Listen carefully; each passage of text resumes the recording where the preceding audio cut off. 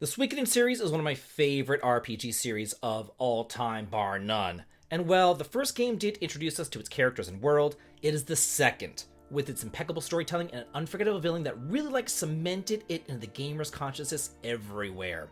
And these first two games were followed up by three incredible sequels over on the PS2, as well as a couple of spin-off titles here and there, but whenever that HD era hit, they all vanished. That is, until now, whenever Konami in all their wisdom has decided to bundle the first two games together in this fantastic collection for a resurrection.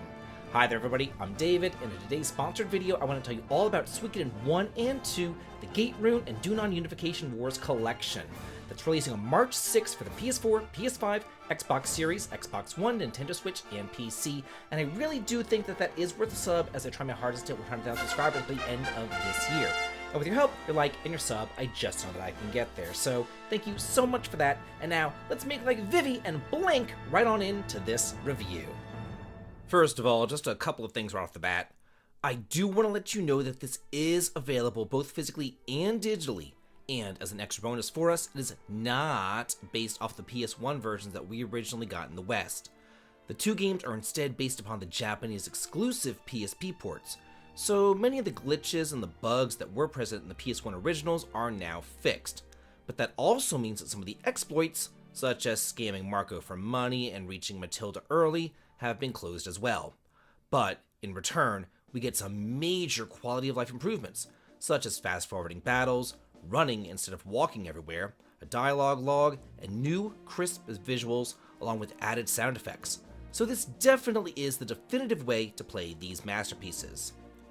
Now, I am aware that not everybody else is as old as I am, and not everybody else played these games in high school like I did. In fact, the first Suikoden game turns 30 years old this year. So for many people, an entire lifetime has gone by, and maybe you never got to experience the games the first time around. So let me tell you all about them, and what makes them so special without any sort of spoilers whatsoever. The franchise is set into an interconnected world where each game builds off of one another. Each game is set in a different country and even at different times, but many of the countries of each game border one another, and they may only take place just a couple of years after each other. So don't be surprised if characters that you met in a different game will pop up in the next game that you play. This here is an adult version of the Trails series, well before Trails in the Sky was even a dream in Kondo's mind. In Suikoden, death is real, actions have consequences, war is all-encompassing, and your party are your family and your friends. There are believable villains whose motivations and intentions are explored in depth, and although each game has you gathering up to 108 characters, each of them are fully fleshed out and memorable.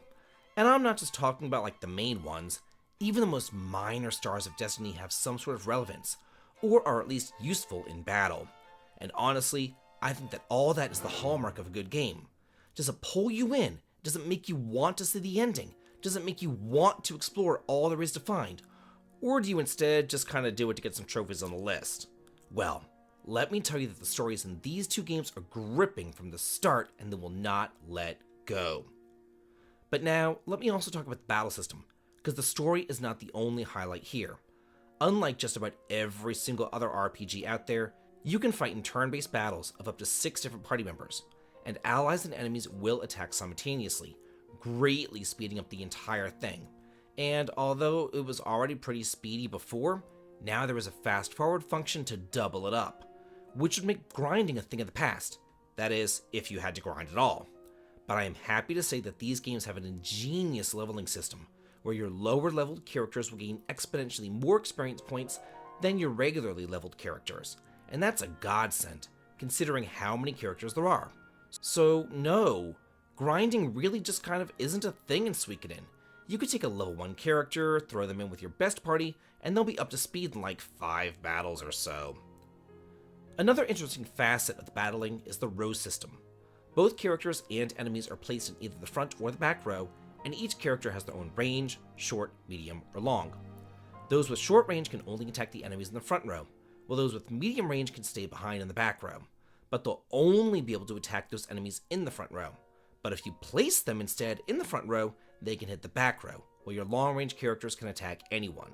So building up your party is a pretty careful consideration, because you have to take all these character ranges into account as well as the runes, and let's talk about that now. Runes are the magical system of the game, and you attach one to each character, kind of like how materia worked in Final Fantasy VII.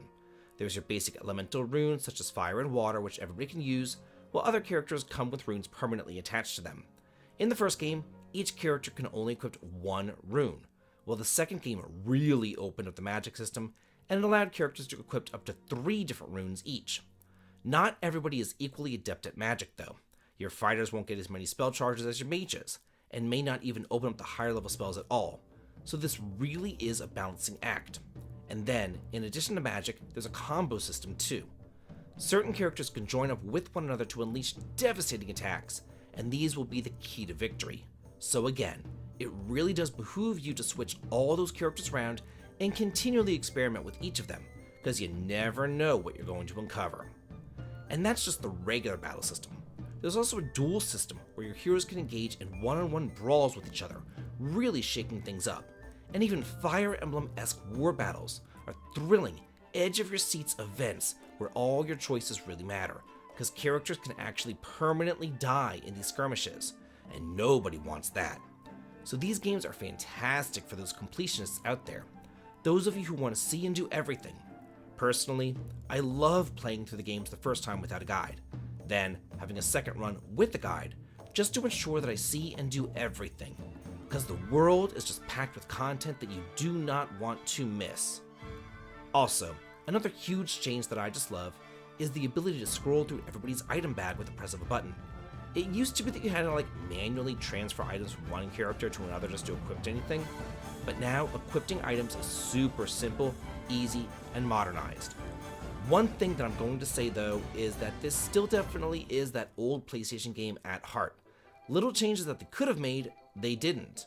For example, there's this one scene where you're supposed to be infiltrating a manor at night, and the music changes to crickets chirping and owls hooting in the distance. But when if you go outside, it's still broad daylight, and people are still wandering around. They could have at least put a dark filter over it or something to make it look night, but that's a minor nitpick, because all told, I thoroughly enjoyed my time with Suikoden I and II collection. These are timeless classics and pillars of the JRPG landscape that no gamer should be without. Unfortunately, because they were so rare, especially the second game, they've become something of a blind spot in many gamers' collections, but no more. Now is your opportunity to add these fantastic games to your library and really cement yourself as a connoisseur of JRPGs, because you really can't say that you are one if you haven't yet played these two beauties. But now, I'm going to ask you, how do you feel about the Suikoden games? Have you played them? And have you beaten them? And are you going to be getting this collection? Let's all talk and chat about that in the comments, because I'd love to hear from you. And if you like this video, there's another video that I really do think that you'll thoroughly enjoy, ranking these Suikoden games from worst to best. So be sure to check that out, and as always, have a good day.